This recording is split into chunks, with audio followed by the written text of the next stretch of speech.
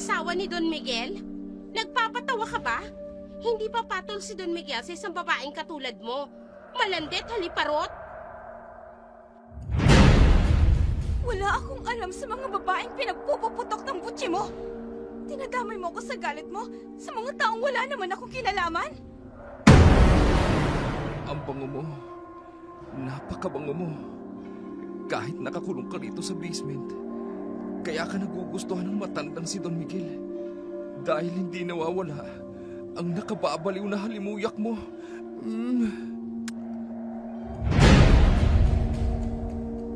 Namumukhaan kita. Ikaw ang naging dahilan ng pagpapalayas kay Rosa. Ibig sabihin nito, kasabat mo si Beatriz. Mga walang hiya kayo.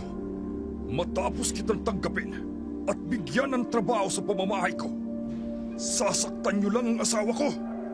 Wala kang utang na loob, Beatriz de Luna! Kung ang pang-aalipusta ang isusukli sa kabutihan, ano ang dapat mong ibalik? Katahimikan o paghihiganti? Mapatatawad mo ba ang taong pinagkatiwalaan mo? Kung siya mismo ang nanakita sa pinakamahalagang tao sa buhay mo. Magandang araw po sa inyong lahat. Atin pong pakinggan ang kwentong padala ng isa sa ating mga masugid na tagapakinig. Ang mga pangalan, lugar at pangyayari ay sadya naming binago upang mapangalagaan ang mga tauhang sangkot. Tawagin na lamang natin siya sa pangalang Beatriz. 30 anyos, maganda, pero may kasungitan ang pag-uugali. Maaga itong naulila sa kanyang mga magulang. Nasanay na namuhay sa kahig isang tuka. Masipag naman ito pagdating sa trabaho. Kaya lang, hindi maiiwasang matanggal agad sa kanyang pinapasukan dahil sa ugali nitong supladita. Isang araw, sa kanyang pag-uwi, may isang aksidente siyang nakaengkwentro.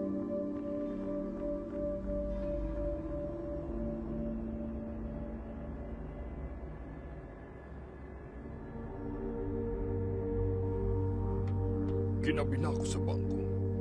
Hindi ko man lang napansin ang oras. Makauwi na nga. Taas ang kamay! Hold up to! Anong kailangan mo? Ilabas mo ang pera mo, wallet, o kahit anong mahalagang gamit mo. Lokong binata ito. Ako pa talaga ang pinuntirya nito. Ano ba? Kilos na! Huwag kang basta tumunganga lang dyan! Heto na. Ibibigay ko na. Madali ka naman palang kausap eh. Nakita't makilala ko lang ang pagmumukha mo. Tutugisin kita. Oh, anong ginagawa mo? Yuko! Walang lilingon! Mananagot ka sa akin!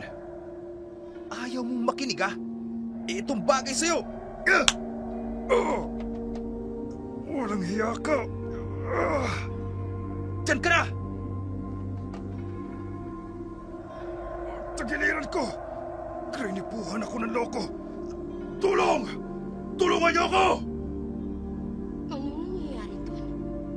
May madandang lalaking sugutan. Diyos ko, si Manong. Tuguan siya. Sino may gawa niyan? Tulong! Manong! Sino may gawa niyan sa inyo? Sandali lang po ha. Susubukan kitang buhatin. Ano ba naman to? Kahit mataba ako, hindi ko pa rin pala siya kayang buhatin. Hahanap na lang ako ng taong makakatulong sa akin. Kung hindi man tatawag ako ng ambulansya. Diyos ko, namumutla ka na. Baka kung matuluyan ka, Manong! Walang humpay na pagsigaw ang ginawa ni Beatriz para lang makahingi ng tulong sa paligid. May isang lalaking lumapit sa kanila gamit ang sariling damit. Idiniin ang sugat ni Don Miguel. Sa ganung paraan, kahit papano, napigilan ang tuloy-tuloy na pag-agos ng dugo mula sa kanyang tagiliran. Isang babae naman ang lumapit. Sinabing paparating na ang ambulansya. Hinawakan ni Don Miguel ang kamay ni Beatriz. Kitang-kita niya sa mga mata ng lalaki ang pagmamakaawang wag muna siya nitong iwan. Ganun ang kanyang ginawa mula sa pagsakay sa ambulansya hanggang makarating sa ospital. Hindi siya hinayaang makapasok sa emergency room. Tanging ang mga nurses at doktor lamang ang tumuloy. Matyagang naghintay si Beatrice sa magiging kalagayan ng matanda. Hindi na niya matiis na basta na lamang iwan doon. Ilang oras din ang nakalipas bago nakita ni Beatrice ang paglabas ng doktor mula sa operating room. Siya na siguro yung doktor na tumingin sa matanda. Papalapit na siya sa akin.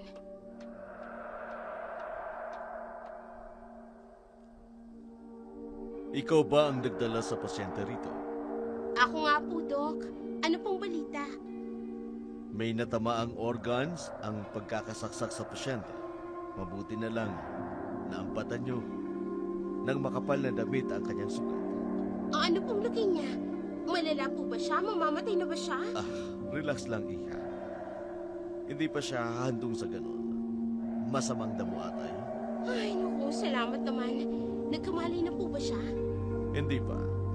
Natahi ko na ang mga sugat niya, kaya kailangan lang niyang magpahinga para makabawi ng sapat na lakas. Ay, makakahinga na ako ng maluwag. Pwede na akong umuwi? Teka nga, miss. Bago ka umalis, iwan mo sa akin ang buong pangalan mo at address mo. Kung sakasakali mong hanapin ka niya, kahit pa paano, maibibigay ko ang detalye mo. Opo, sige. Kukuha lang ako ng papel. Napakalaki ng pasasalamat ko sa ginawa. Umuwi si Beatrice sa kanyang nererentahang bed space at usual. Bigo siya sa napasukang trabaho. Natsyempo pang sa ospital ang huling rota dahil nga sa pagkakaligtas niya sa matanda. Mainit ang ulo niyang pumasok sa silid. Natigilan siyang hawakan niya ang dahon ng pintuan. Bukas iyon at hindi nakalak. Kinabahan siya. Bago umalis ay sinigurado niyang nakakandado iyon. Dahan-dahan siyang pumasok. Nakiramdam ko may tao sa loob. Nakapatay naman ang ilaw pero ramdam niya ang presensya ng taong nasa loob ng kanyang kwarto. Inilabas niya mula sa kanyang bag ang payong. Itinaas niya ang kanyang mga braso. Naganda siyang ihampas ito sa magnanakaw.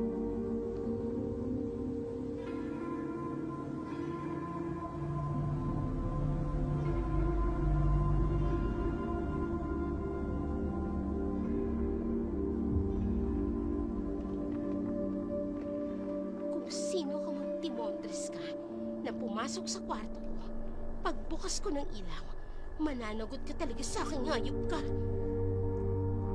Dumating na siya. Walang hiya ka, magnanakaw ka! Halika rito! Aray! Aray! Aray ko! Aray! Teka naman, Bea! Itigil mo yan! Nasasaktan ako! Tama na! Django? Oo! Ako nga to!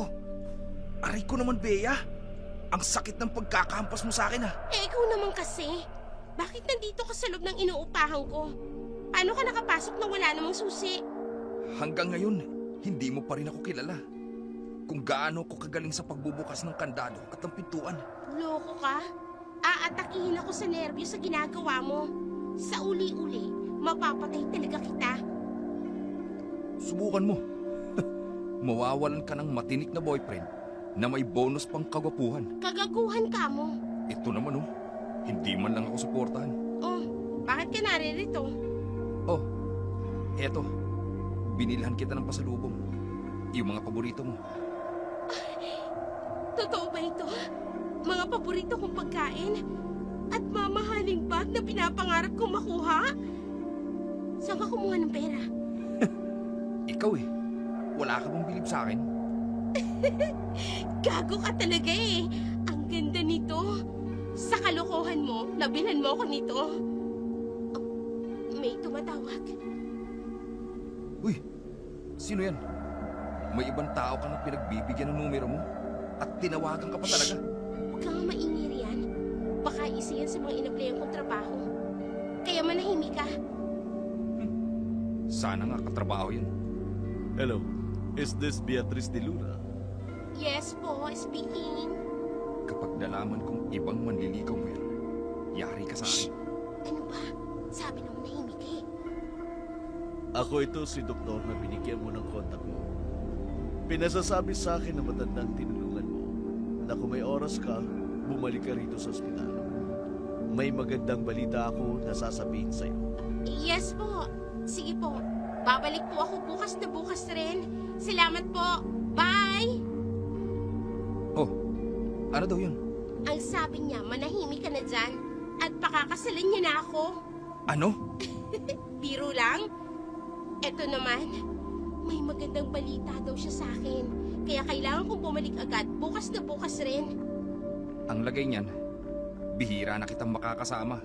Nakakainis. Kang OA, kung maganda ang lagay ko ron, pati ikaw, ipapasok ko. Masayang nalaman ni Beatriz ang napakagandang balita. Isasama raw siya ni Don Miguel sa kanyang mansyon at gagawin siyang bagong katiwala roon. Hinintay lang nilang magpagaling ito ng ilang linggo sa ospital at sa mansyon ito ipagpapatuloy ang pamamahinga. Naipakita ni Beatriz kay Don Miguel ang kakayahan niyang maging assistant nito sa ilang ligong pananatili nila sa ospital, maging ang kaibigang doktor nito. Ang nakapagsabing maaasahan siya ni Don Miguel. Makalipas ang isang buwan, itinakda na ang pag-uwi ni Don Miguel sa mansyon kasama si Beatriz. Bilang bagong katiwala niya, malayo pa'y kita na sa mga mata ng dalaga ang pagkamangha nito sa mansyon na pagmamay-ari ng Don.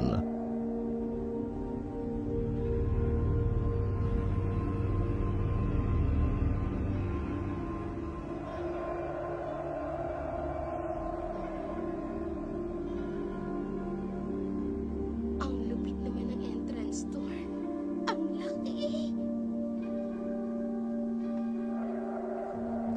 Beatriz, simula sa araw na ito, ikaw munang mamamalakad sa pamamahay ko.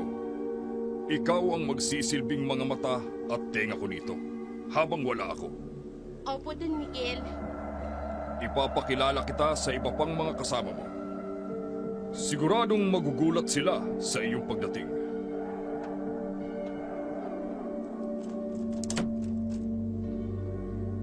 Masayang pagbabalik, Don Miguel.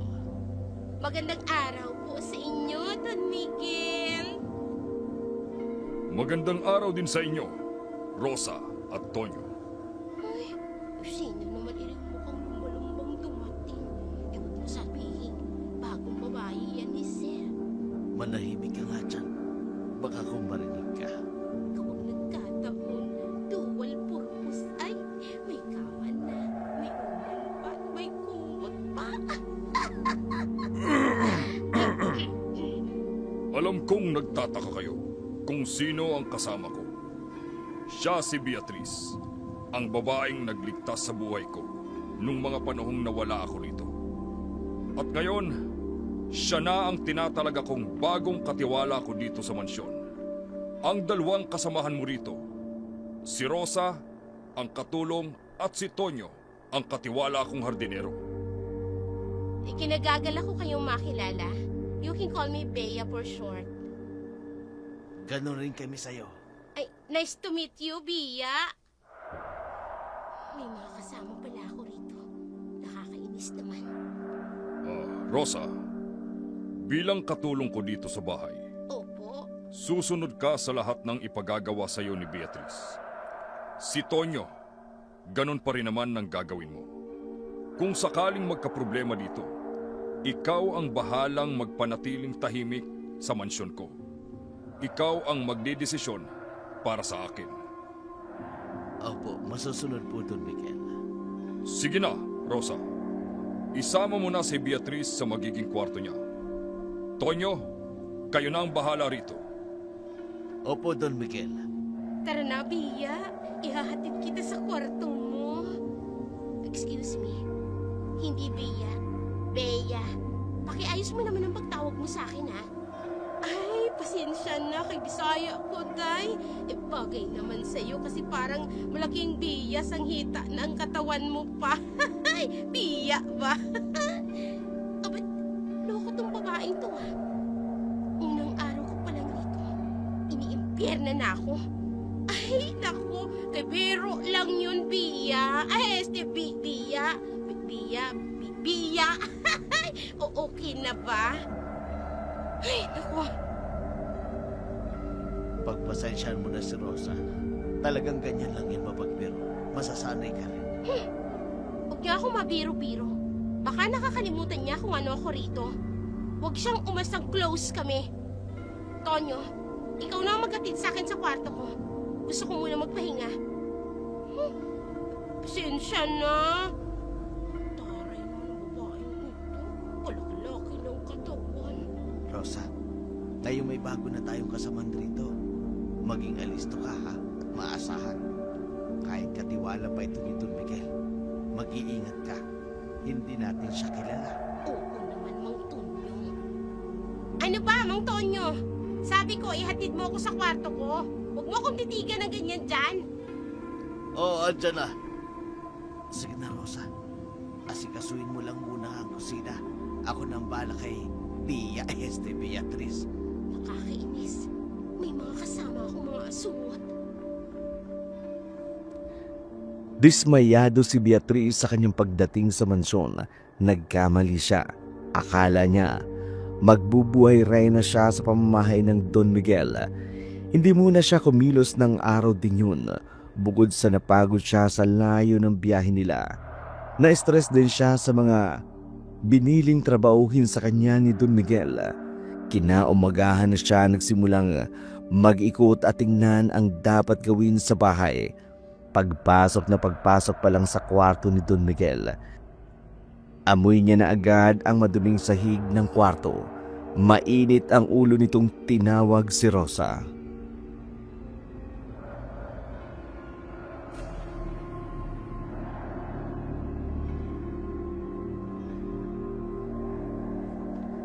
Rosa! Rosa! Ano po iyon, Bia? Tingnan mo nga itong kwarto rito. Ang dumi ng sahig. Hindi mo man naman nakikita yan? Hindi mo kasi kami pinapayagang pumasok diyan. Kaya hindi ko nililinisan. Simula sa araw na ito, obligado ka nang silipin at linisin ang mga kwarto araw-araw. Hindi na pwedeng palipasin ng isang araw na hindi mo na mamapang sahig. Ay, opo. Kaya lang, pwedeng mamaya kong nagawin yan. Kaya naglalaba pa kasi ako sa baba. Hindi ko matapos-tapos kung iiwan ko. Makapaghihintay ang paglalaba, pero hindi ang mabahong amoy ng kwarto. Hala, kunin mo ang map. Dalhin mo rito. Unahin mo yung pagpunas ng sahig. Sige. At isa pa, ayokong tinatawag mo ko na Bea. Call me Miss Bea. Hindi Bia. Opo, Miss Bea. Ano ba? Sabi ng Bea, hindi Bia. Opo, Miss Bea. Ay, naku. Ang tigas talaga ng dila mo. Kasing tigas ng pangit na mukha mo. Dali mo na! Kunin mo yung map! Nagmamadaling kinuha ni Rosa ang map at balde sa baba. Hirap na binubuhat na mag-isa. Ang balde ay may lamang mabulang sabon at tubig. Nang malapit na siya sa pinakahuling baitang ng hagdan, aksidenteng bumangga ito roon. Tumilapon mismo sa hita at binti ni Beatriz ang laman nito.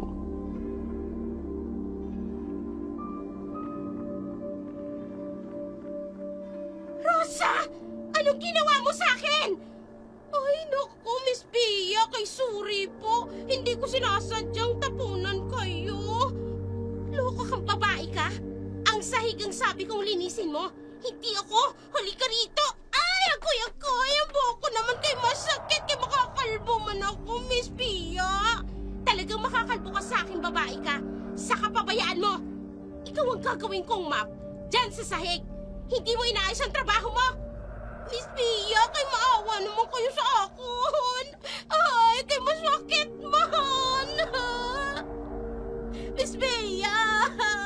Anong kaguluhan ito? Bitiwan mo si Rosa. Magtunyo kay tulong, man. At nakakita nakakita ka ng kakampi mong babae ka? Yumakap siya sa matandang yan. Anong ginagawa mo kay Rosa? Bakit mo siya sinasaktan? Dahil bastos ang babaeng yan, binuhusan ako ng balde ng panlinis na sahig. Ay, hindi ko man sinasadya. Aksidente ang nangyari. Nagpapalusot ka pa? Ang sabihin mo, ayaw mong gawin ang ipinag-uutos ko sa'yo. Tama na. Itigil nyo na ito. Ikaw, Beatrice. Katulad mo rin katulong si Rosa rito.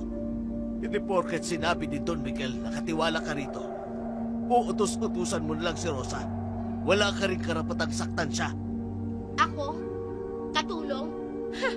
Hindi yan ang pagkakasabi niya sa akin. Katiwala niya ako rito. Taga-sita, taga-tingin at taga-utos kay Rosa na mga dapat niyang gawin para rito sa mansyon. Nakalimutan niyo na bang sinabi ni Don Miguel kagabi? Ang tunyo, hayaan mo na lang si Miss Pia. Kasalanan ko naman talaga. Naging pabaya ako. Oh, nakita mo na? Umamin siya. Kaya huwag mo akong sisihin. Diyan na nga kayo.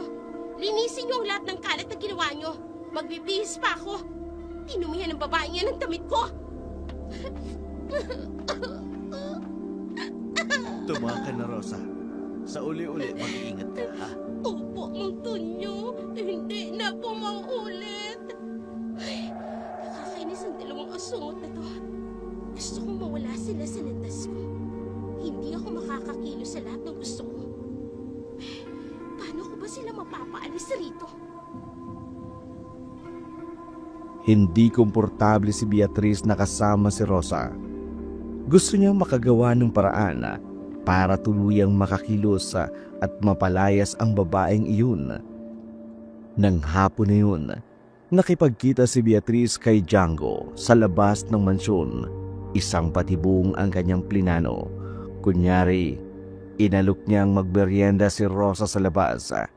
Nakipagkilala kay Django. Agad na nakipagmabutihan ng loob. Nang makaramdam ng pagkahilo si Rosa, nagpaalam na itong umuwi.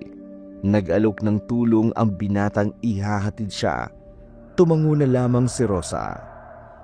At nakasunod sa kanya, hindi niya namamalayan na ang pagsunod na yun ni Django sa kanya ang magiging mitya ng kanyang problema. Inintay nilang sumapit ang gabi. Pinapasok mismo ni Beatrice si Django sa kwarto ni Rosa. Dahan-dahang tumabi ang binata sa kama nito. Isinarado niya ang pintuan.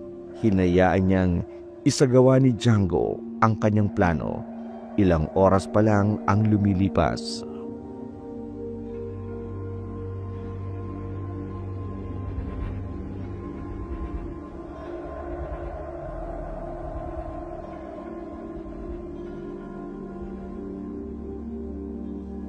Tagal niya namang magising.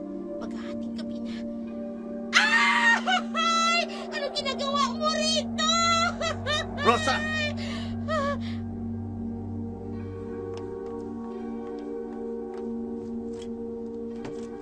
Ano ba yan, ha? Mang Tonyo!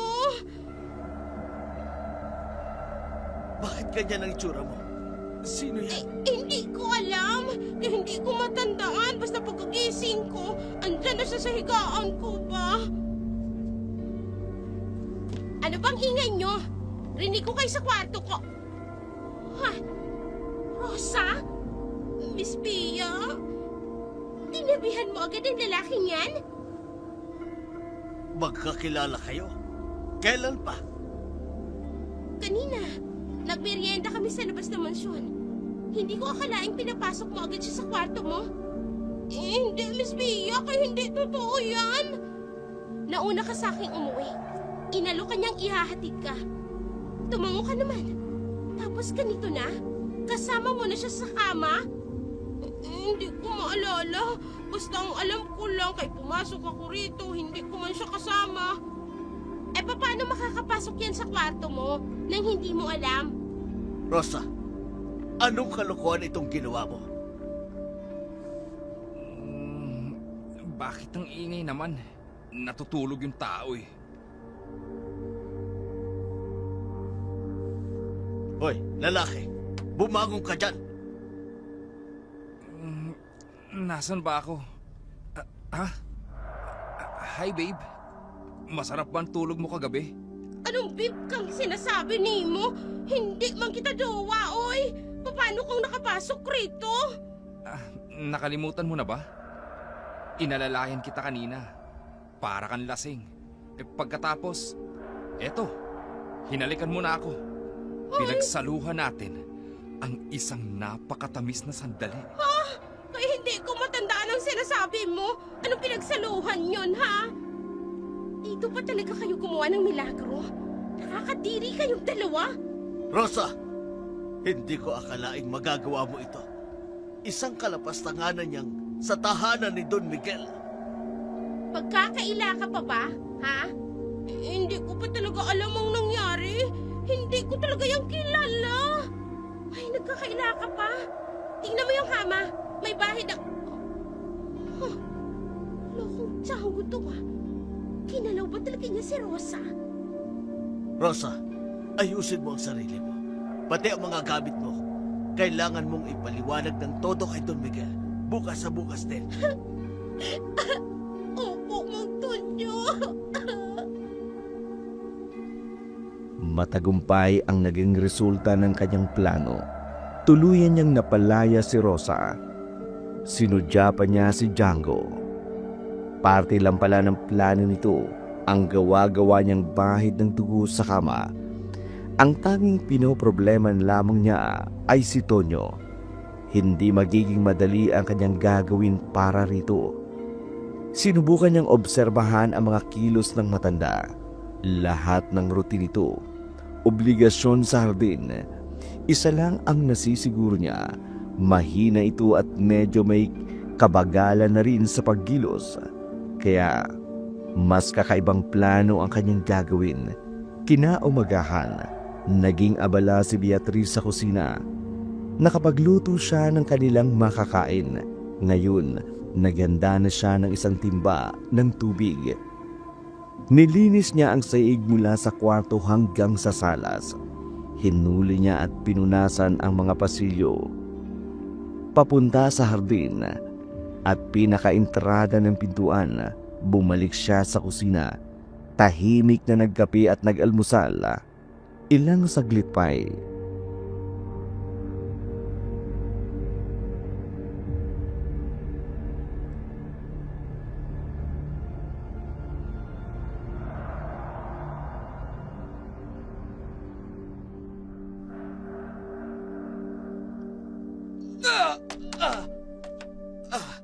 Aray ko, ang likuran ko. Mang Tonyo? Hala, anong nangyari sa inyo? Tulungan mo ko, Bea. Hindi ako makatayo. Sige, dahan-dahan lang po. Bakit ba kayo napahiga riyan? Nadulas ako eh. Diyos ko yung bintito eh. Lalampa-lampa. Tatawag ako ng ambulansya. Nahihirapan po akong akayin kayo eh. Mabigat na nga ako. Nahihirapan pa akong akayin ka. Sandali. Sige. Tumawag ka na. Hindi ko talaga kaya kumilos. Sige, hintiin mo ako rito ah.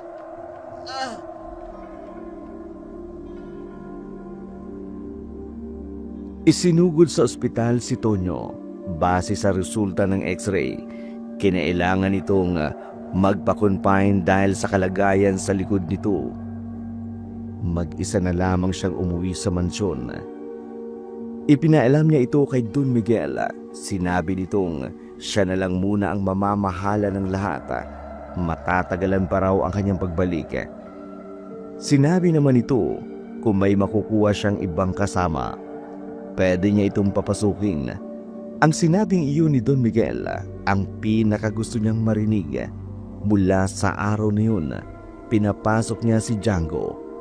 Hindi niya nabanggit kay Don Miguel kung lalaki o babae ang ipapasok niya. Siya mismo ang nagdesisyon. Wala silang gagawin ng araw na yun, kaya maghapon na lang nilang inubos ang oras sa panunood ng telebisyon sa salas.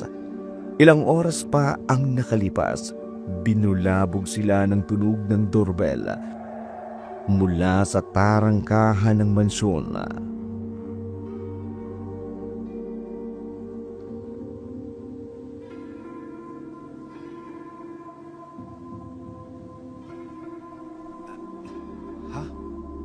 Tama ba yung narinig ko? May nag-doorbell. May bisita ba tayong inaasahan? Ha? Bisita? Wala pang nababanggit sa akin si Don Miguel. Meron nga. Hindi mo ba narinig? Sino naman kaya to?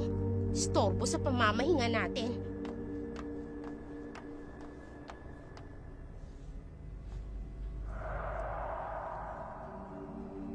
Magandang gabi. Magandang gabi rin. Anong kailangan mo? Ha? Si Ate Rosa, nandyan ba? Wala na siya rito. Si Mang Tonyo. Wala rin dito, nasa ospital. Sino bang babaeng ito? Hindi man lang ba ako papapasukin sa sarili kong pamamahay? Wala si Rosa, wala rin si Mang Tonyo. Kung wala ka ng ibang pakay, makakaalis ka na. Mukhang hindi ako kilala ng babaeng ito. Malamang, isang baguhang katulong. Kailangan ko makapasok. Pagod na ako.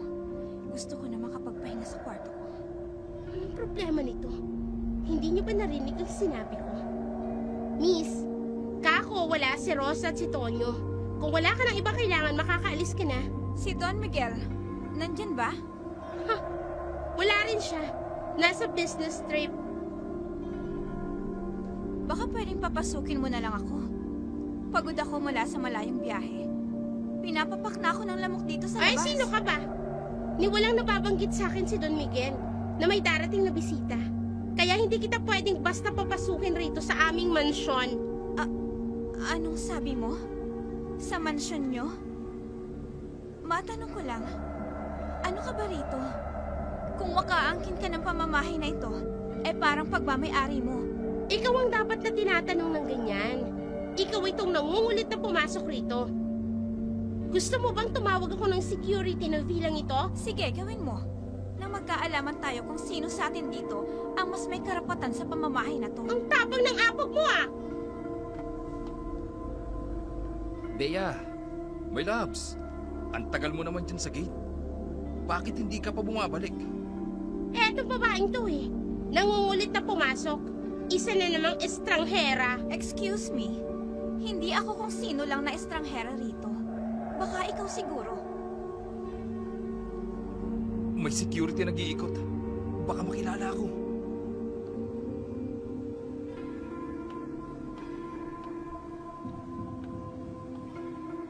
Magandang gabi. May problema ka ba dyan, Ma'am Hilda? Wala naman, Chief. Kausap ko lang ang mga tauhan ko. Ah, ganun ba, Ma'am? Sige po. Nag-iikot lang kami para rumonda. Sige, ingat po kayo. Kilala siya ng gwardya. Papasukin mo na siya. Dali! Pumasok ka na sa loob. Magkakaproblema pa kami sa ginagawa mo. Salamat naman at pinapasok niyo na ako. Akala ko hahayaan niyo na lang ako dito sa labas. Ano nang gagawin natin sa kanya? Mamaya na natin pag-isipan. Hayaan muna natin siya makapagpahinga. Gugulatin natin siya mamaya sa mismong pamamahinga niya. Hinayaan itong makapasok sa loob at minanmanan ang bawat kilos nito. Napansin nilang kabisado nito ang mansyon. Pumasok ito sa kanyang kwarto, itinabi ang mga gamit, nagbihis ng pantulog at humiga sa kama para magpahinga. Mag-aalauna na ng madaling araw. Nasa kalagitnaan ito ng kanyang pagkakatulog. Pumasok ang magkasintahang Django at Beatrice sa kwarto. Marahan ang akbang papalapit sa kamang tinutulugan nito. Para hindi lumikha ng ingay, binusala ni Beatrice ng telang damit ang bibig nito. Piniringan ang kanyang mga mata. Pagkatapos, ipinasok ang ulo nito sa maliit na katsang sako na kasya sa ulo ni Hilda. Tinalian naman ni Django ang mga braso at kamay nito. Sabay buhat nito na hindi niya alam kung saan sila dadalhin. Naramdaman ni Hilda ang pababang hakbang ng lalaking bumubuhat sa kanya. Bumukas ang isang lumang pintuan. Pabagsak siyang inilapag sa isang sulok.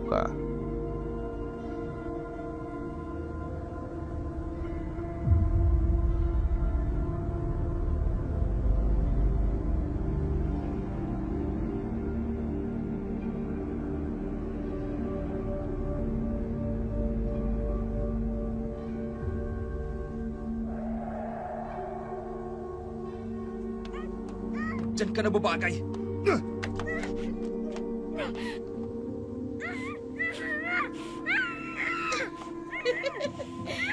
Ano? Anong sinasabi mo?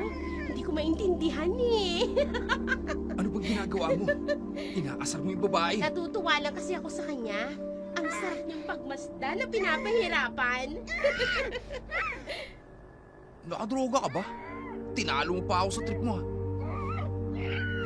Hindi ko masyadong naiintindihan ang sinasabi niya.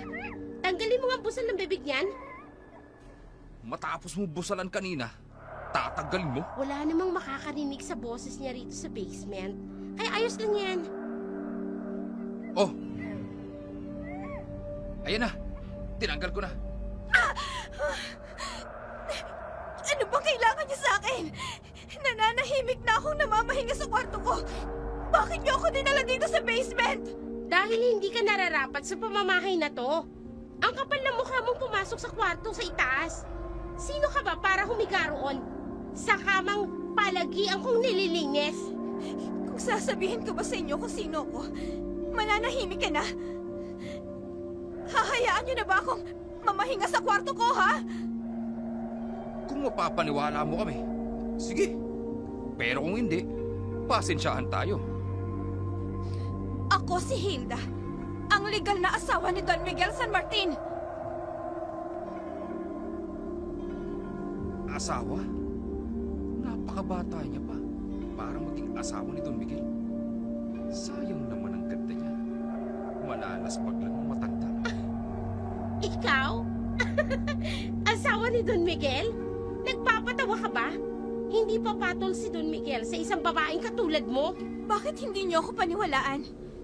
Tingnan niyo ang kabahayan. Hindi niyo ba nakikita ang wedding pictures namin? Wedding pictures? Wala akong nakikita nakasabit sa buong kabahayan. Maliban siguro ron sa kwarto ni Don Miguel. Hindi pa ako nagagawi ron eh. Kung ganon, tingnan mo. Para maniwala ka. Ano ako? Uto-uto para mapasunod mo? Ha! Nek-nek mo! Binawalan niya akong pumasok roon. Baka nga asawa yan ni Don Miguel. Mayayari tayo yan. Walang nababanggit sa akin na matanda na may asawa siya. Kaya paano ako maniniwala? Pinapayagan kitang pumasok doon. May susi akong hawak. Che! Manahimik ka! Sabihin na nating asawa ka niya. Pero imposibleng ikaw yon. Ano pa ba ang gusto mong gawin ko para maniwala ka? Wala! Kahit ano pang sabihin mo, hindi ako maniniwala sa lahat ng sasabihin mo. Manigas ka dyan! Tara na, Django! Hoy! Saan kayo pupunta? Pakawalan niyo muna ako rito! Hindi niyo ako pwedeng iwan dito! Mananagot kayo sa akin! Huwag niyo gawin sa akin ito!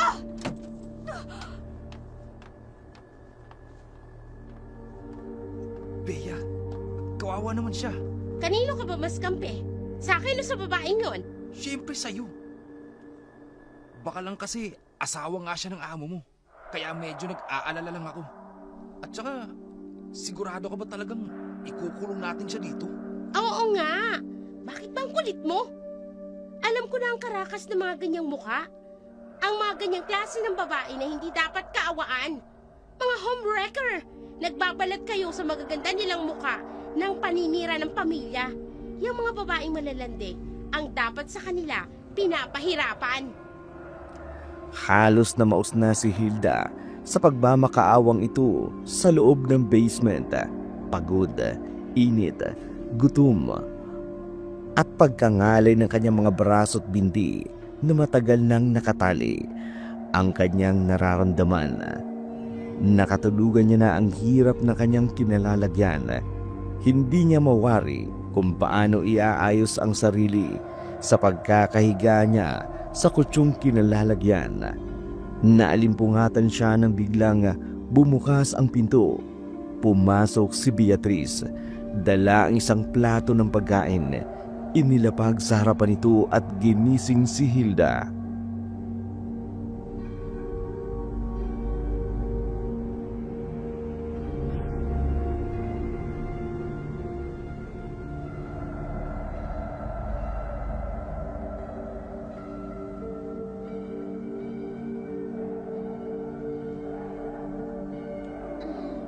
Hoy, Gumising ka dyan.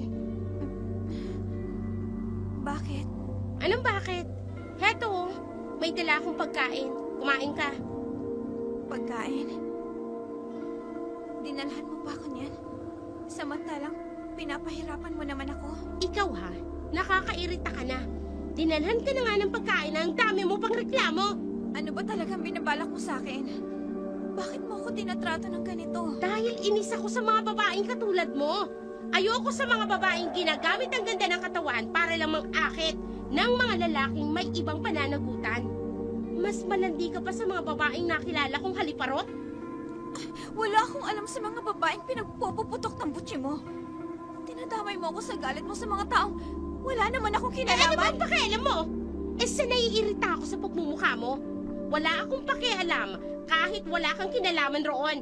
Ang pinupunto ko rito, ayoko sa mga babaeng haliparot, malante at mga kabet. Mga babaeng katulad mo. Peh! Napakabastos mo, ha? Tinuraan mo pa ako. Ano ba? Bitawan mo ako! Nakakadiri ka! Kung meron mang mas nakakadiri, ikaw yon. Ang kapal na mukha mong maghari-harian dito sa pamamahay ko. Isa ka lang namang hampas lupang tinulungan ng asawa ko. Ako ang paslupa! Halikan kang babae ka! Ipapakita ko sa'yo kung sino ang paslupa sa ating dalawa! Bitawan mo ako! Huwag kang madaya! Gawin mong patas ang pakikipag-away mo sa akin! Pakawalan mo ako sa pagkakatali ko! Kakalbuhin talaga kita! Walang yan! Babae! Ano pa? Bitawan mo, sabi ako! Hoy! Anong ginagawa mo sa kanya? Itigil mo na yan, Beatrice! Tinawag niya ako ang paslupa! Kaya kakalbuhin ko talagang babaeng yan! Tama na yan! Bumalik na tayo sa taas! Huwag mo na siyang patulan! Wala siyang kalaban-laban sa iyo! Nakatali pa nga siya! Sinasabunutan mo pa! Mananagot ka talaga sa akin! Hintayin niyo lang na makawala ako rito! Yan, kung makakawala ka pa rito, hihintayin ko talaga yung sinasabi mo. Tingnan mo, pati pagkain dala ko para sa'yo, tinapon mo. Mas gusto kong mamatay sa gutom kesa kumain ng pagkain handa niyo! Peh! Ay, tara na nga, Django. Sinisira ng babaeng yan ang beauty ko. Hay, manigas ka riyan sa gutom. Ano ka ba? Ang init-init ng ulo mo sa kanya. Hindi mo naman siya kilala. Basta ayoko sa kanya. Ayoko nakikita ang pagmumukha niya. Iniwan na magkasintahan si Hilda. Wala naman itong magawa kundi manahimik sa sulok ng basement na yun. Kung ipagpipilitan niyang lumabag, lalo lamang siyang masasaktan. Nakatali pa man din ang kanyang mga braso at binti. Dalangan ng halay, pagod at gutom. Nakatulungan niya ito pagkalipas ng ilang oras. Samantala, sa ospital kung saan nakakonfine si Tonyo, nakakwentuhan niya ang kaibigang doktor ni Don Miguel.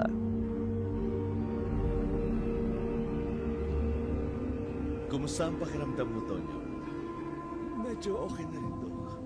Baka naman po sa susunod na linggo pwede na akong makabalik sa mansyon. Depende rin yan sa mga susunod na resulta ng test sa'yo. Kung fit ka nang bumalik. Sana naman. Hindi ko kasi ako sanay na matagal na mawala roon. Nag-aalala ako sa mga tanim ko sa hardin sa mansyon. Ando naman si Beatrice, di ba? Anong pinag-aalala mo doon? Baguhan lang po siya. At wala sa linya niya ang mga halaman. Bukod pa ron, marami akong mga gawaing naiwan. Kailangan ko makauwi ka agad para asikasuin iyon. Wala kang dapat ipag-alala. Maasahan mo si Beatrice tungkol sa bagay na yun. Nakutok. Eksklusibong ako lang ang pwedeng magawi roon. Mayayari ako kay Don Miguel kapag may ibang nangialam doon. Ikaw naman, ayaw mo ba rito sa ospital? Nakakapagpahinga ka at wala kang iisipin. Hindi mo naman po sa ayaw. Medyo hindi lang ho ako ganun kakampante kay Beatrice. Bagong kakilala ko pa lang siya. Nako, maaasahan ang dalagang yun. Alam mo bang dahil sa kanya, buhay ni Don Miguel ang nailigtas niya. Kung hindi dahil sa maagap niyang pagliligtas sa kaibigan ko, malamang dapat sana'y patay na siya. Masaya naman akong nakatulong si Beatriz kay Don Miguel, pero hindi pa rin ako pwedeng magpakampante sa kanya. Kamakailan lang siya nakilala ni Don Miguel. Kung sa bagay may punto ka, pero nakita ko noong mga panahong nandito pa siya sa ospital. Inalagaan niya si Don Miguel. Nakita ko siya. Ang diskarte at abilidad niya. Sana nga lang, yung nakita ko yun ay hindi niya gamitin sa negatibong paraan. Baka dahil doon, bigla ring mawala ng tiwala sa kanya si Don Miguel. Baka hindi niya magustuhan ang susunod na mangyayari. Saglit na napaisip si Tonyo sa sinabing iyon ng doktora.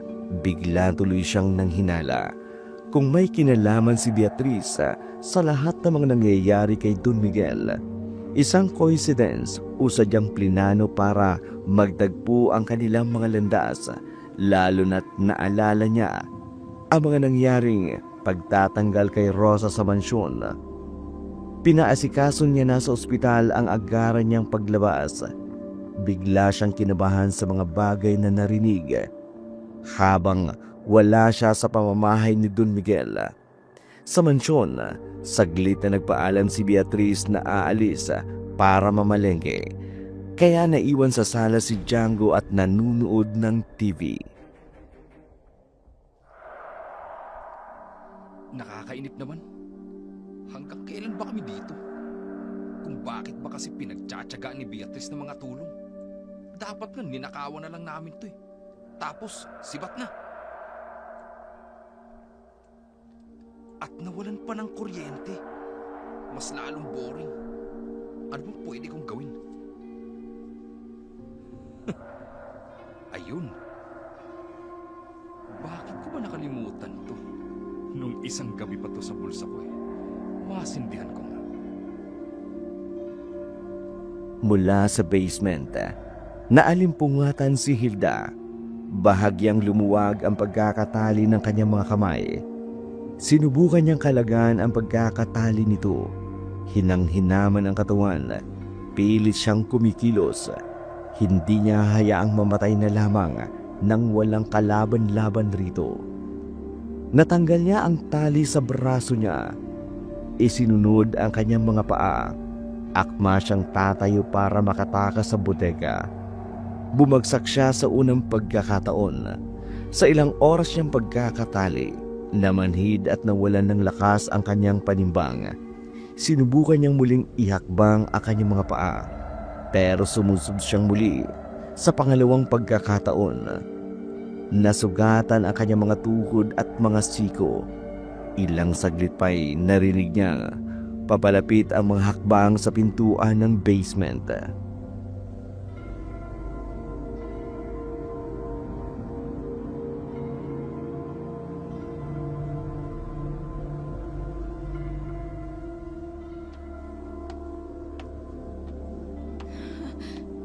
May paparating.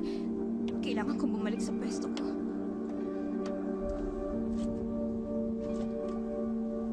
Heaven!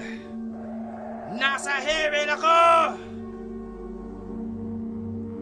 Diyos ko, kung baliw ang babaeng kasintahan niya, mas baliw yata ang lalaking to na pumasok ngayon dito sa basement. Hi! Beautiful! Kumusta ang lagay mo rito? Nilala mo ka ba? Naiinitan ka ba, ha? Ano bang kailangan mo sa akin? Huwag mo akong hawakan! Alam mo ba? Unang kita ko pa lang sa'yo. Nagandahan na ako sa mukha at katawan mo. Hindi nawawala sa isipan kong nakababaliw mong ganda. Pakiramdam ko, binabangungot ako sa tuwing ipipikit ko ang aking mga mata. Ano ba? Ano ba? Sabi na huwag mo akong hawakan. Huwag mong hawakan ang mga binti ko. Delikado ako sa lalaking ito. Wala na akong pakialam kung malaman niyang nakatakas ako. Kailangan ko mailigtas ang puri ko. Lubayan mo akong hayop ka! Saan ka pupunta? Ha? Bitawan mo ako! Paano kang nakatakas, ha? Nakalagan mo pa ang mga tali mo? Kaya pala nagawa mong makatayo sa kinalalagyan mo. Ano ba? Huwag mo akong hawakan! Kung ayaw niyo akong manatili rito, pakawalan niyo na lang ako. Hindi ko na ipagpipilitan ang sarili kong paniwalaan niyo ako. Pero hindi ko na kayo pakikialaman. Basta pakawalan mo lang ako. Sige, papayag ako. Sa isang kondisyon, pagbigyan mo ako. Kahit isa lang, sige na. Ano ba? Huwag mong hawakan ang katawan ko. Bitawan mo ako! Gusto mong pakawalan kita, di ba? Paligayahin mo lang ako. Makakalaya ka na. Di bali na lang. Patayin mo na lang ako. Hindi ko gagawin ang gusto mo. Pasensyaan tayo. Pumayag ka man sa hindi. Aangkinin kita. Wala si Beatrice. Kaya buwelo tayo. Wag! Maawa ka sa akin! Ayoko! Ayoko! Ang bango mo. Napakabango mo. Kahit nakakulong ka rito sa basement, kaya ka nagustuhan ng matandang si Don Miguel eh. Dahil hindi nawawala ang nakababaliw na halimuyak mo. Bitawan mo! Ano ba? Oh, Diyos ko! Tulungan mo po ako. napakaganda Hindi mo. ko siya kayang paglabanan. Ayoko pumailalim sa kanyang balak. Tulungan mo po ako, Diyos ko.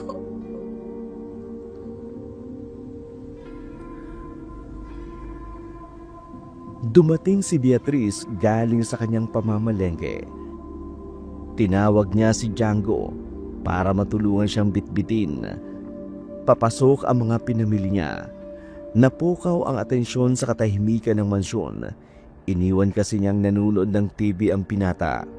Kaya nagtaka na ito nang mapansin niyang tahimik ang mansyon. Dinig ni Beatrice ang malakas na pag-iyak ni Hilda. Napatakbo ito. Tinungo ang basement. Pagbukas ng pinto, kitang-kita niya ang akmang pag-angkin ni Django sa kanilang bihag.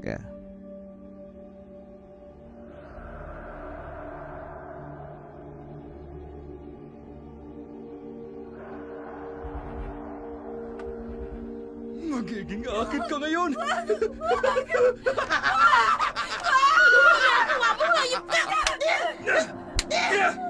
Aray ko naman! Diyos ko, salamat po sa pagliligtas niyo sa akin. Ano to, Django? Bakit nakapatong ka sa kanya? Patawad, Beatrice. Nakalimot lang ako. Nadala sa tukso. Gusto ko na makaalis dito. Mga baliw ang mga taong nandirito. Timontres ka? Nakahit-hit ka na naman? Konti lang naman. Naboring ako eh. Naboard ka? At ang babaeng to pa lang napagtripan mo. Ano ba ako sa'yo, ha? Ni hindi mo man lang ba ako inisip o naalala bago mo kinalantari ang babaeng yan? Mahal, sorry naman. Hindi ko napigilan ang sarili ko eh. Letse ka! Tagal mo kasi. At ikaw naman na babae ka. Gustong-gusto mo naman ang ginagawa sa'yo. Nilalandi mo na nga ang kawawang matandang si Don Miguel. Pati ba naman jowa ko? Inahas mo pa? Kaya nga ba ayaw ko sa'yong hayop ka eh? Walanti kang babae ka. Isa kang kabit. Ano ba? Kung ayaw mo sa akin, kawalan niyo na lang ako. Aalis ako sa mansyon ito. Ayoko na magtagal pa sa nagkakabiring basement na to. Ano ba? Tama na yan, Bea! Bumalik na lang tayo sa taas. Kumain na lang tayo ng mga pinamili mong pagkain. Pabayaan na natin siya. Tigilan mo ko, Django, ha? Huwag mo akong malambing-lambing. Hindi pa ako tapos sa yung Timotres ka.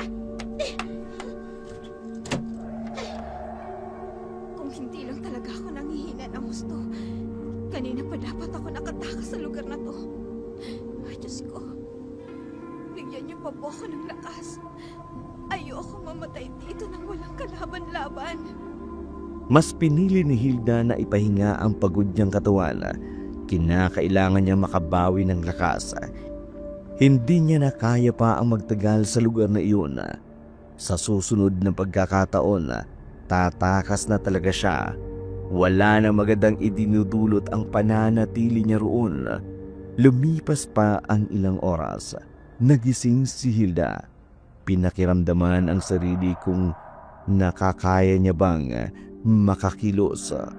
Tumayo siya at dahan-dahang humakbang papalapit ng pinto. Tiningnan ang kandado.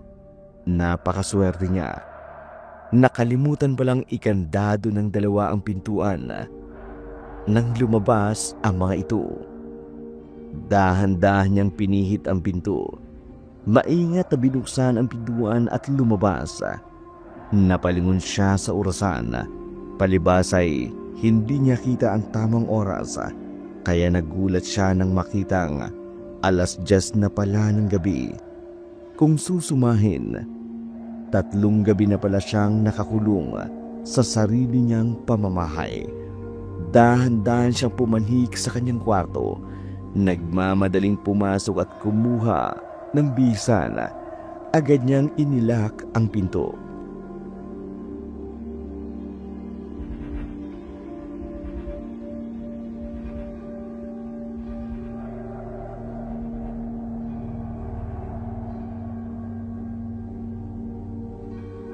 Kailangan ko na magmadali. Kukunin ko lang ang mahahalagang gamit ko. At pagkatapos, lalabas na ako. May tumatawag. Baka ang asawa ko na to. Anong gagawin ko? Sasagutin ko ba para masabi ko sa kanya ang kalagayan ko?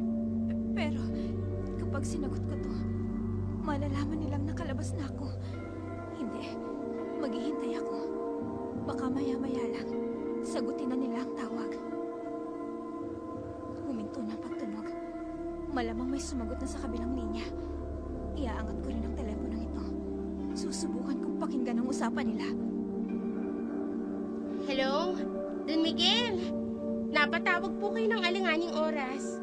Bakit po? Hello, Beatrice. Napatawag lang ako para kumustahin kayo dyan sa mansyon. Matagal-tagal din akong hindi nakatawag. Ngayon lang nabakante ang oras ko.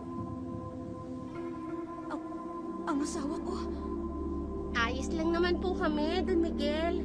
Napapanatili po namin ang kaayusan ng inyong mansyon. May narinig akong ibang boses sa kabilang linya. Sino yun? May iba ba silang kasama? Sa katunayan nga po niyan, katatapos lang namin maglinis ng buong bahay. Beatrice, sandali. Ihinto mo yung pagkikwento mo. Matanong ko lang, may dumating ba dyan? Isang babae, maputi, bata pa at maganda. Baka lang kasi umuwi na dyan ang asawa ko. Ho? Babae? Asawa ninyo? Aba natural, babae ang asawa ko. Namimiloso po ka ba sa akin, Beatrice?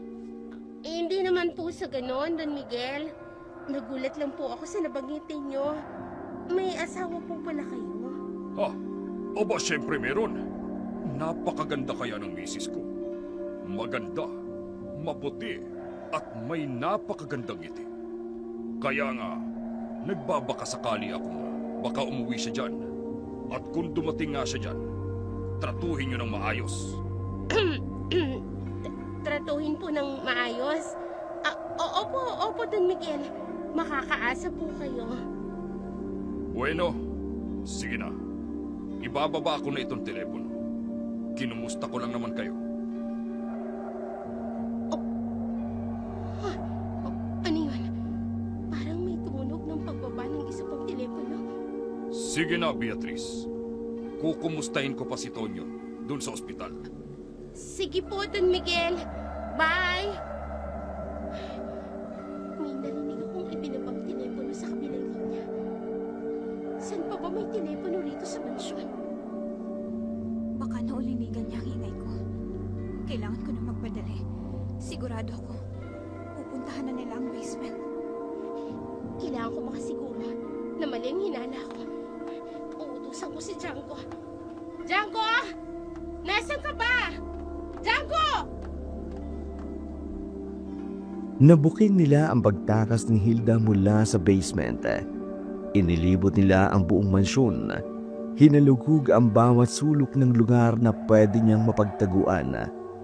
Ginawa naman ni Hilda ang lahat para hindi makita ng dalawa. Kabisado niya ang bawat sulok ng mansyon, kaya alam niya kung saan siya pwedeng magtago. Sa kanyang kwarto, naalala niyang may sekreto itong taguan. Binuksan niya ang maliit na cabinet sa kanyang aparador. Agad na isinuot ang balingkinita niyang katawan sa loob. Hinawakan ang maliit na pintuan at pinilit na isara ang cabinet. Ilang saglit pa biglang dumating ang dalawa sa kwartong iyon.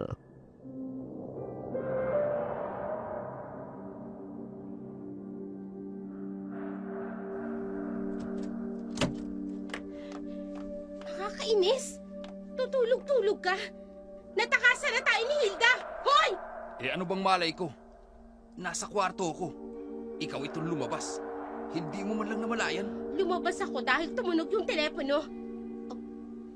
Ay, teka lang saglit. Oh, bakit na naman? Nung tumawag si Don Miguel, may narinig akong pagtunog ng ibang linya ng telepono. Kung hindi ako nagkakamali, baka merong ibang telepono sa kwarto rito. Yun, meron nga. Oh, ano naman kung meron? Ibig sabihin, nandito pa siya sa paligid. Napakinggan niya ang pag-uusap namin ni Don Miguel. Hindi pa siya nakakalayo. Natural. Sa laki ba naman ito? Makakalabas ba siya kaagad? Malamang, hindi pa talaga siya nakakalayo. Gago! Inulit mo lang ang sinabi ko. Rico! Ito naman oh, makabatok, wagas. Ay, ano pang hinihintay mo? Kumilos ka na. Hanapin mo yung Hilda. Bea naman oh. Kung ninakawan na lang sana natin tong bahay na to, di sana, tapos na ang problema natin sa babaeng yun. Kayamanan lang naman talaga ang gusto mo, di ba? Hindi na dapat natin pinoproblema ang babaeng yun. Kung nakapagnakaw na tayo. Alam mo ikaw, mangangarap ka na rin lang, mababaw pa. Hindi lang kayamanan ni Don Miguel ang gusto ko. Gusto kong magkaroon ng karapatan sa lahat ng pagmamay-ari niya. Kaya nga ayoko sa babaeng yun. Dahil sa kanya, mapupurnada lahat ng plano ko. Hindi sapat sa akin na pagkatiwalaan lang ako na matanda. Gusto ko, mapaikot siya sa kamay ko. Ibang level talagang diskarte mo, no? Django, kung hihina-hina yung utak mo, di sapat na sa'yo yung pagnakawan lang ang mansyon na to. Pwes, ibahin mo ko. Hindi panandali ang benepisyo ang hinahangad ko. Gusto ko yung pangmatagalan. Kung kinakailangang linlangin ko yung matanda, gagawin ko. Mapasakin lang ang lahat na meron siya. At ang babaeng yun, dapat mapaslang natin siya bago pa bumalik si Don Miguel. Palalabasin nating nagloko siya sa asawa niya. Ang lupit mo talagang magplano, no? Paano mo naman gagawin yun? Basta, ako ang bahala. Basta kapag nagawa ko yun, mayaman na ako. Sama mo ko dyan, my loves. Baka suluin mo lang. Gusto mo makiamot sa makukuha ko? O ano pang hinihintay mo? Kumilos ka na! Hanapin mo yung Hilda! Kung ayaw mong sa'yo kaibaling ang galit ko sa babaeng yon! Yes, my loves. Dito ako magsisimula sa mga kwartong ito. Mabuti pa nga. Di naman ako sa labas. Ang talino talaga ng syota ako. Ngayon, saan ko naman hahanapin yung labanos na yun? Diyos ko, mga oportunista mga taong ito. Hindi lang nila gustong nakawan ng asawa ko. Gusto pa rin nilang kamkami lahat ng meron kami. Hindi ako papayag. Kahit ikamatay ko, wala akong pakialam. Basta't gagawin kang lahat para may pagtanggol ang asawa ko. Awang-awa si Hilda sa kanyang sarili. Hindi niya maunawaan kung bakit niya nararanasan ang ganoon. Umuwi siya sa kanilang mansyon para lang magpahinga at makibalita sa kalagayan ng kanyang asawa. Tumawag ang kaibigan nilang doktora. Na-ospital raw ang kanyang asawa at pinauwi ito sa kanilang mansyon. Labis siyang nag-alala kaya hindi niya magawang tawagan ito bago siya umuwi. Balak niya talagang sorpresahin Pero siya ang nasurpresa. Hindi niya inaasahan ang isang babaeng hindi niya kilala na naghahari-harian sa kanilang bahay. Ngalay na ang buo niyang katawan, hindi niya kayang tiisin ang matagal na pagtatago. Pinakiramdaman niya ang paligid. Saglit na nahimik ang kwarto, kaya inakala niyang wala ng ibang tao roon. Binuksan niya ang cabinet na kanyang pinagtataguan. Hanggang kailan ba ako dito sa kwarto ko? Nangangalay na ako. Huli ka, Balbon! Diyan ka lang pala sa cabinet nagtatago? Kapag minamalas ka nga naman, oo. Mabuti na lang, hindi pa ako lumalabas dito. Kung nagkataon, matatakasan mo pa ako. Hindi, Saan ka pupunta, ha? pabayaan niyo na ako. Hindi ko na kayo guguluhin. Kung ayaw niyong maniwala sa akin na asawa ko ni Don Miguel, pakawalan niyo na ako. Pabayaan niyo na ako. Anong akala mo sa akin? Tanga? Oras na pinatakas kita, pwede mo kaming isumbong sa mga pulis. Kaya hanggat wala pang sinasabi sa akin si Bea na kung anong gagawin sa'yo, mananatili ka lang dito. Pagbabayaran yung lahat ng ito. Hindi ko kayo mapapatawad. Huwag ka mag-alala. Hindi namin hihingi ng tawad mo. Pasalamat ka pa nga, napigilan ako ng my loves kung makuha kita. Kung nagkataon, ngayon pa lang, baka tinira na kita. Napakahayop niyo! Sumama ka sa akin! At para masigurong hindi ka na makakawala, dadalhin muna kita sa kwarto namin. Ano ba, bitawan mo ko? Nakabalik na si Django sa kanilang kwarto. Palibas ay iniikot ni Beatriz ang paligid ng mansyon, kaya hindi niya alam kung naroon na ito sa kanilang kwarto kasama si Hilda. Galing siya sa salas, kusina, maging sa garahe. Ilang oras na nga ito nagpabalik-balik sa mga rutang iyon para lang matiyak na wala siyang malalagpasan. Pumunta siya sa pinakalikod ng mansyon. Napansin niyang may maliit na gate roon. Sinipat niya ang paligid. Nakumpirma niyang wala pang nagawi roon dahil wala pang naiwang bakas sa dumi at alikabok na nakapalibot sa paligid. Muli siyang bumalik sa garahe. Saglit siyang natigilan nang may marinig kasi siyang kaluskos sa bandang halamanan ng tarangkahan.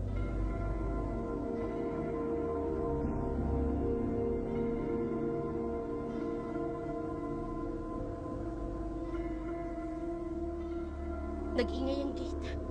Baka nakalabas na si Hilda. Bakit ganun?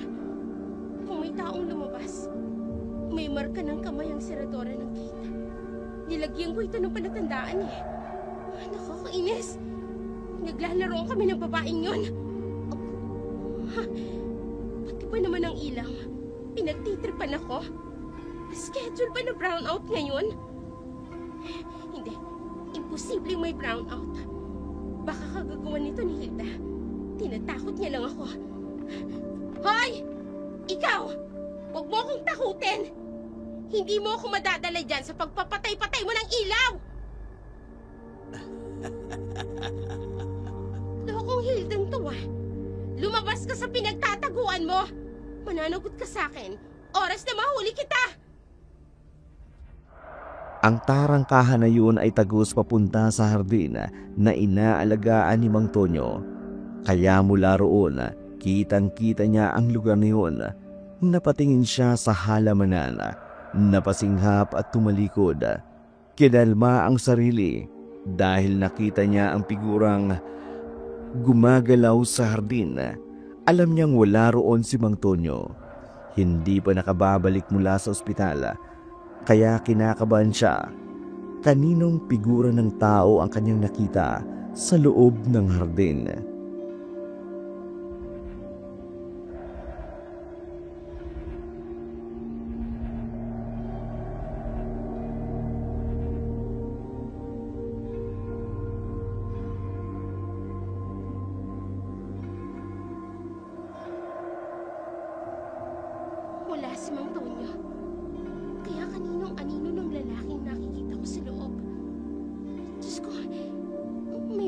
sa pamamahay na to.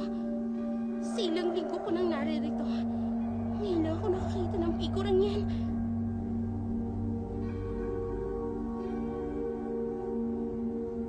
Dahan-dahan niyang nilapitan ng hardin. Gusto niyang masiguradong anino lang ang bagay na yun at hindi tao. Kasabay ng pag-ihip ng malamig na hangin, bumulong sa hardin ng mga katagang. Anong ginagawa mo rito ng alanganing oras? Kinuyong ni Beatriz ang kanyang kamao. Nagpanggap na matapang. Ipinagpatuloy ang paglapit sa hardin. Natigilan siya dahil ang aninong kanyang nakita ay biglang naglaho. Nagpalinga-linga siya sa kanyang paligid. Hinanap niya kung saan ito napunta. Nagkulat na lamang siya nang biglang dumapo sa kanyang kanang balikat ang isang kamay.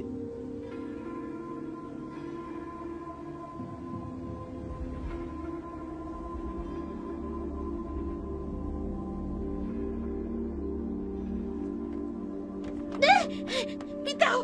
Bitiwan mo ako! Patawad na! Hindi ko na siya sasaktan! Maawa ka sa akin! Patawad na! Beatriz, Mang Tonyo, totoo bang kayo yan? ako nga. Diyos ko, matanda ka naman eh! Akala ko kung sinong multo nang naririto. Kayo lang pala. Bakit? May iba ka pa bang inaasahang makita bukod sa akin? Anong ginagawa mo rito? Wala. Nagpapahangin lang. Nagpapahangin. Pero kakaiba ang mga kikinikilos mo kanina. Parang may tao kang hinahanap. Sino ba yon? May iba ka bang kasama rito sa mansyon habang wala ako? Meron. Pero hindi ko na nabanggit sa inyo. Dahil nasa ospital pa kayo. Pero alam na ni Don Miguel. Bakit ganyan ang tingin mo? Parang hindi mo yata gusto ako makita. Hindi naman po sa ganon. Nagulat lang talaga ako sa pagdating ninyo. Paano? Babalik na ako sa kwarto ko. Magpapahinga na po ako. Sige na. At yung bagong kasama mo na inirekomenda mo, ipakilala mo sa akin bukas. Opo, Mang Tonyo. Naloko na. Kapag nakita niya si Django, yari kami nito. Napalunok si Beatriz sa kanilang sitwasyon. Alam niyang magkakaproblema sila ni Django. Oras na makita siya nito, hindi dapat magkapanagbo ang dalawa. Mabubuko ang pakikipagsabwatan niya rito para mapalaya si Rosa. Nawala ang kaba nito nang makitang nasa loob pala ito ng kanilang kwarto. Pabulong na binalaan niya si Django. Agad na tinalian ng mas mahigpit si Hilda. Itinago sa sulok ng kanilang kwarto. Limitado ang kanilang paggalaw. Kilala ni Mang Tonyo si Django, kaya hindi na muna niya ito pinalabas ng kwarto hanggat hindi niya ito tinatawag. Dito na nagtaka si Mang Tonyo. Bigla kasing naging tahimik at ilang si Beatriz sa kanya.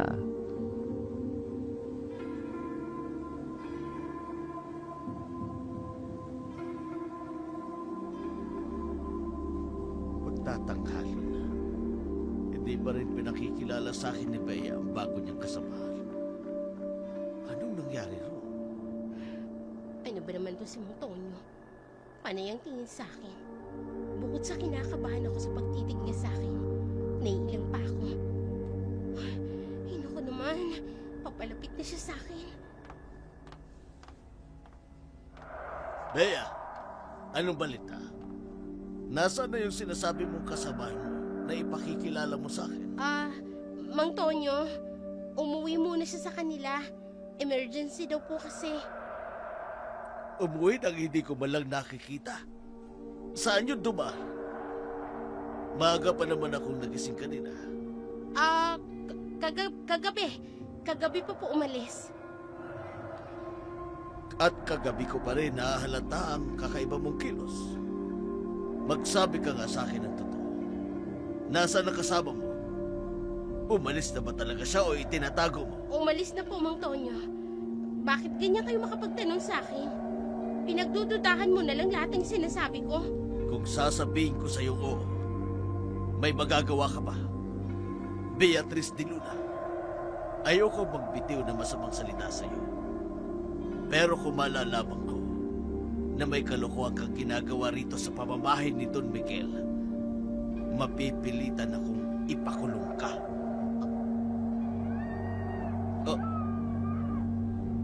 Ano yung boses na yun? Patawarin mo ako, tanda. Mukhang wala na akong pagpipilian ngayon. Anong... Django!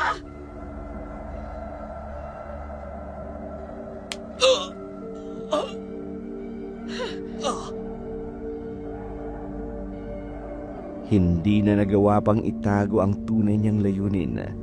Dalawa sa mahalagang tao kay Don Miguel ang kanilang bihag. Sinadya nilang pahirapan si Tonyo para hindi ito basta-basta makatakas sa kanila. Pinagtabi ni Django ang dalawa. Ang tanging pumapagitna sa dalawa ay ang unan na nakalagay sa tabi ni Hilda. Dala ng panghihina, nakatulog muli si Hilda sa kanyang kinalalagyan. Naalimpungatan si Tonyo. Ramdam ang pananakit ng buo niyang katawan. Lumingon siya sa kanyang kanan. Nagulat siya nang makita ang kalunos-lunos na itsura ng asawa ni Don Miguel. Tinawag niya ito, pero wala siyang tugon sa narinig. Pinilit niyang lumapit. Sa pamamagitan ng pag-usog niya ng bahagya sa pakanan, sinubukan niyang yugyugin ang katawan nito. Dito niya nakuha ang atensyon ni Hilda.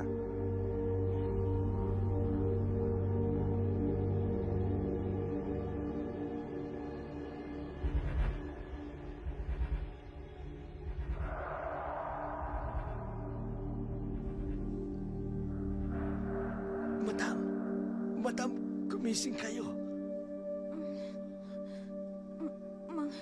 Mang Tonyo, nandito na rin kayo. Oo, kagabi lang.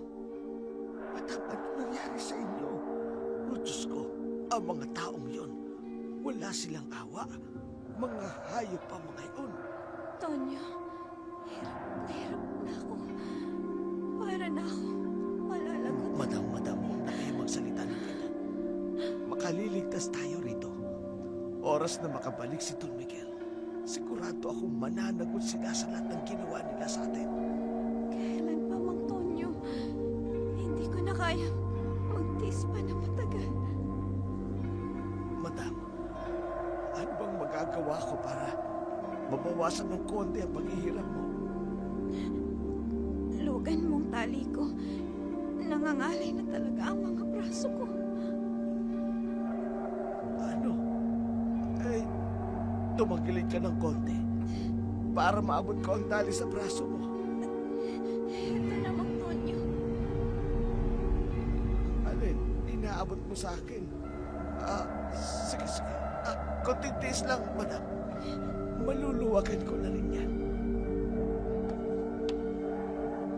Anong ginagawa niyo, ha?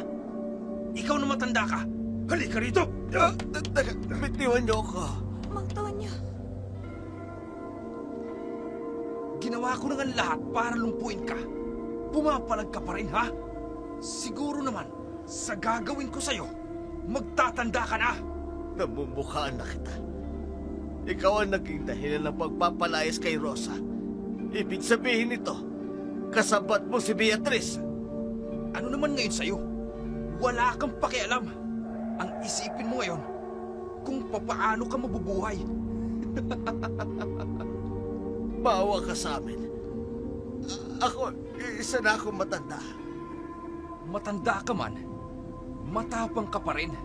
Ang dapat sa'yo, pinapahirapan. Nakiusap, tama na. Itigil mo na yan. Huwag mo nang saktan si Mang Tonyo. Lulumpuin na talaga kita sa pagkakataong ito.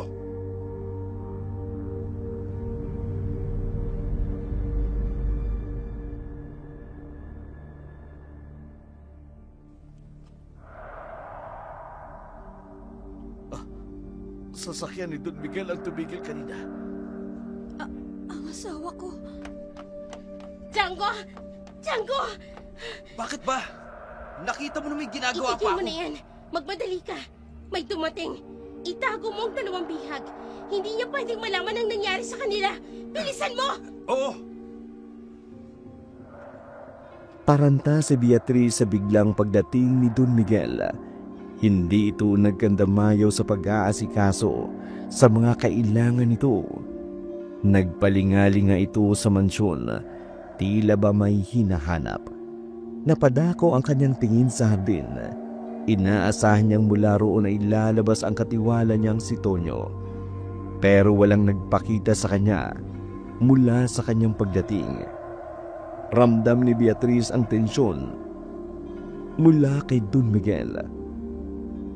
Kaya para mapawi ang init nito, inalok niya muna ng maiinom na kape ang matanda.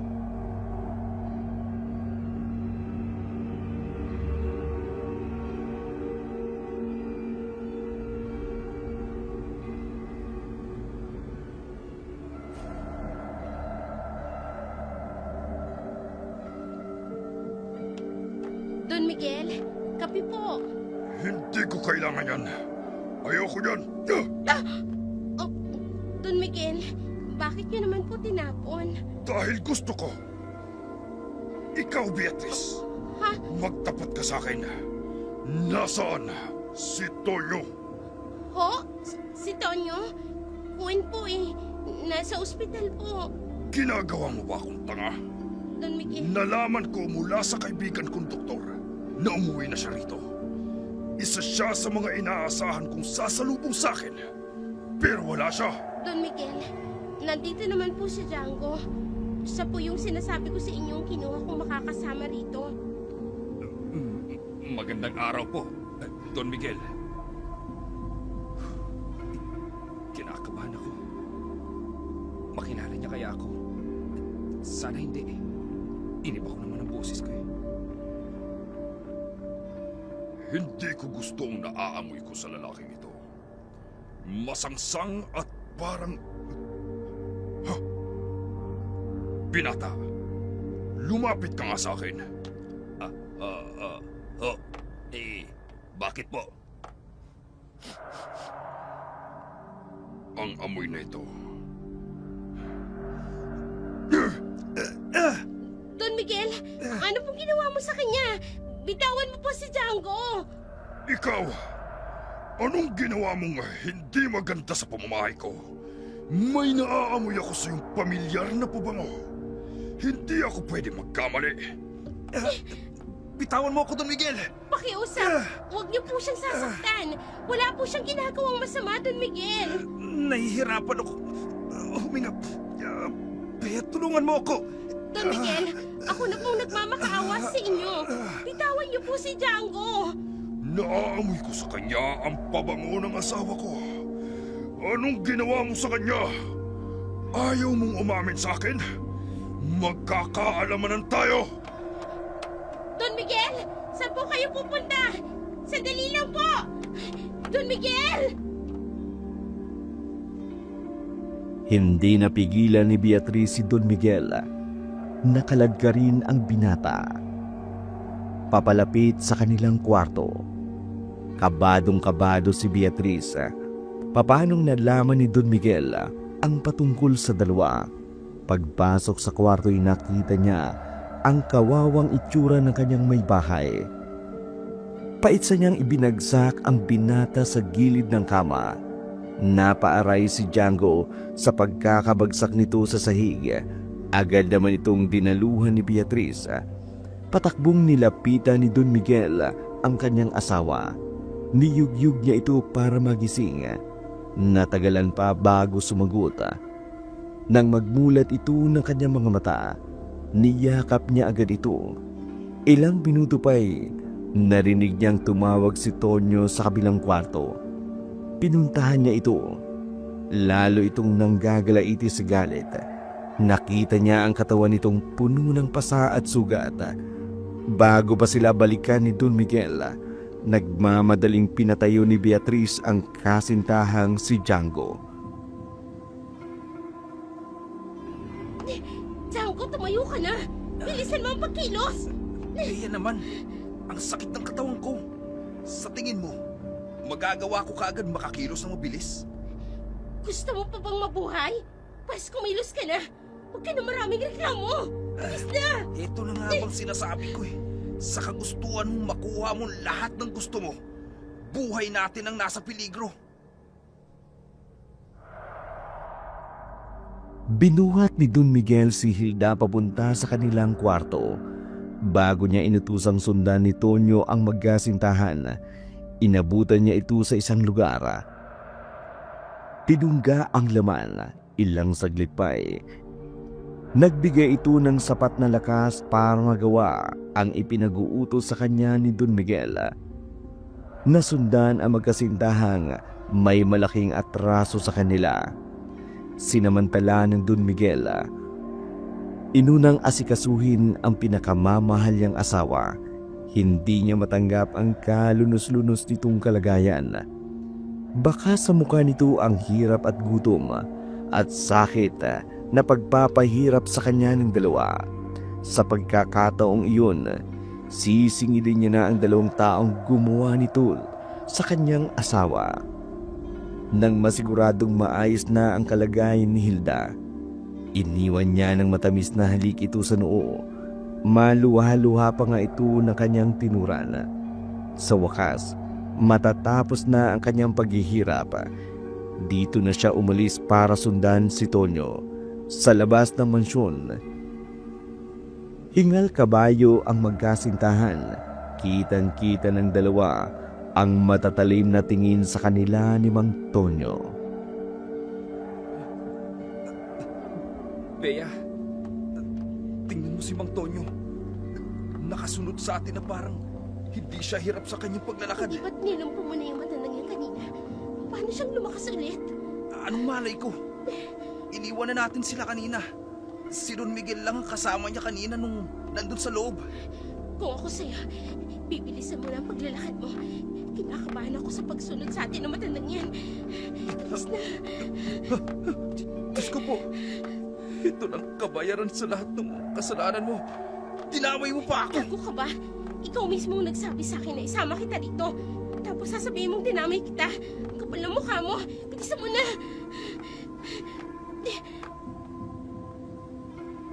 Nagagawa niya pa talaga magtalo sa harap ko. Ah! Diyos ko, paano kang biglang lumitaw sa harapan namin? May salimonyong pamilya nila. Isang pagkakamali ang biktimahin sila. Nanganganib na ngayon ang buhay natin. Huwag niyo kaming sasaktan. Humihingi kami ng tawad sa lahat ng kasalanan namin sa inyo. Kaawaan niyo kami. Matapos niyo kaming pahirapan. Lalo na ikaw, Django. Nadamay si Rosa sa kalukuhan yung dalawa. Hindi ko kayo mapapatawad. Ang liit ko. Ito, mo kaming dalawa. Paano niya tayo nagawag sa kalina?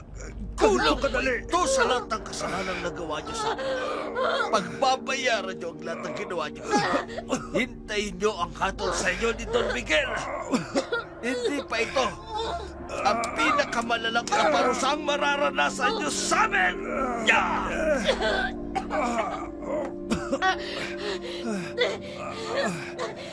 Tara na, Django. Ayoko na rito. Papatayin niyo tayo. Tara na. Kasalanan mo to! Ayaw mo kasi makinig sa akin! Halika na. Hindi kayo makatatakas hanggang dito lang ang magiging buhay ninyo! Hindi alam ng dalawa ang kanilang gagawin. Pagod at hirap na rin sila sa pagtakas. Dagdagan pa ng matinding takot na kanilang nadarama sa pagbabandang ginawa sa kanila ni Tonyo. Nakapagtataka nga lang, hinahayaan silang makalayo nito. Napunta sila sa isang masukal na parte ng velyang kanilang dinaraanan. Hindi nila makita si Tonyo sa layo ng distansya nila mula roon. Inakala nilang ligtas na sila.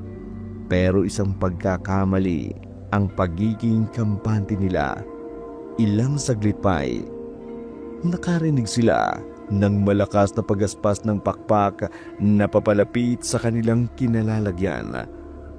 Napatanghad na lamang ang dalawa sa kalangitan. Hinanap kung saan pumunta ang malaking ibon na yun hanggang sa bumagsak ang isang nakatatakot na nilalang sa kanilang harapan. Nahintakutan silang dalawa. Naihipa nga sa kanyang pantalon si Django pagkakita sa nangangalit na aswang sa kanilang harapan. Aswang! May aswang sa harapan natin! Paano nagkaroon ng ganyan dito? Ayoko maging pagkain ng isang halimaw! Django! Django! Mga walang hiya! Matapos kitang tanggapin at bigyan ng trabaho sa pamamahay ko, sasaktan niyo lang ang asawa ko. Wala kang utang na loob, Beatriz de Luna! Diyos ko! Ang halimaw na yan! Kilala niya ako, Django! Tara na! Tumakas na tayo! Papatayin ako niya! Nalikid na! Mag-isa ka dyan! Pinagsisisihan kong pagsunod sa'yo! Ayoko nang makasama ka! At ikaw, lalaki! Saan ka pupunta? Akala mo ba hindi kita natatandaan? Napupusesan kita. Ikaw yung walang modong sumaksak ng tagiliran ko.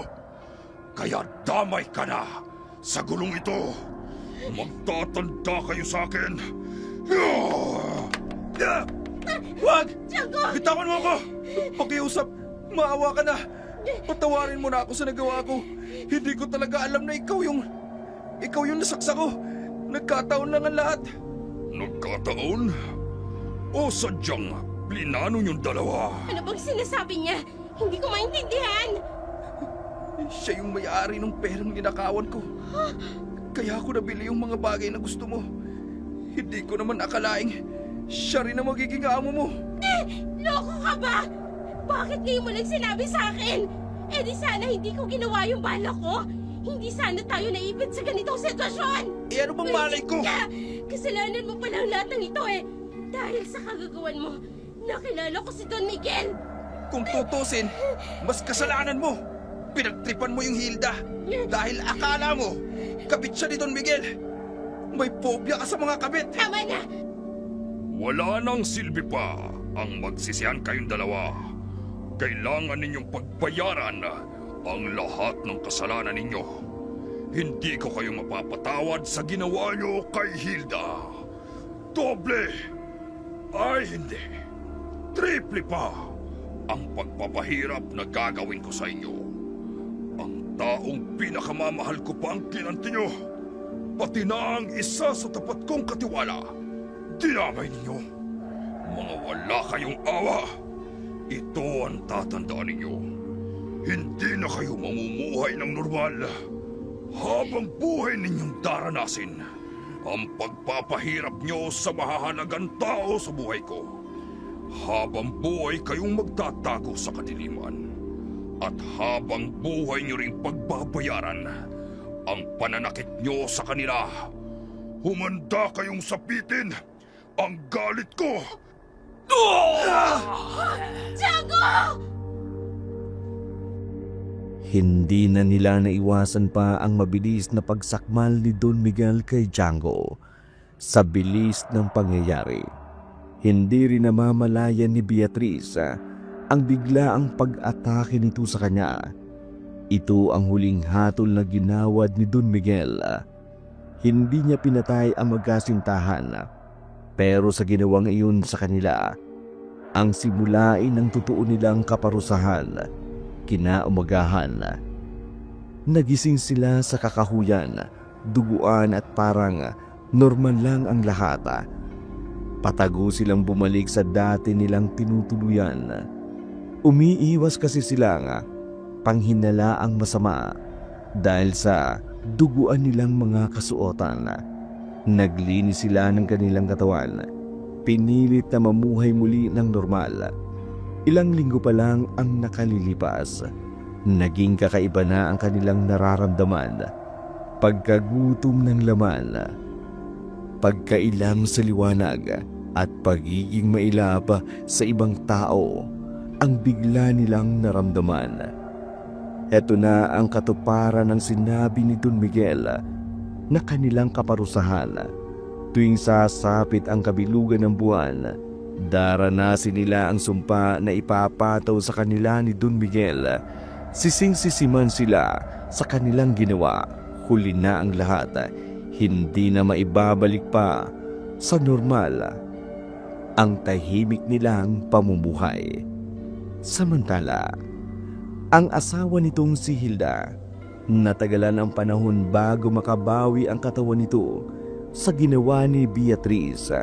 Umabot pa nga sa puntong na-confine ito sa ospital.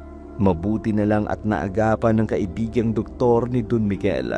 Si Rosa, pinalayas sa kagagawa ni Beatriz, muling pinabalik. At si Mang Tonyo naman nakatiwala sa hardin. Ang ipinalit na mayordomo sa mansyon. Simula noon, hindi na basta-basta nagtitiwala si Don Miguel sa mga tao. Isang aral na ito sa kanya na hindi lahat ng inaakala mong may mabuting pakikitungoy, mabuti na rin ang kalooban. Madalas pa nga silang mas nakatatakot. Titirahin ka ng patalikod at sila mismo ang magpapahamak ng buhay ng mga taong mahal mo. Sa muli, maraming salamat po sa inyong pakikinig.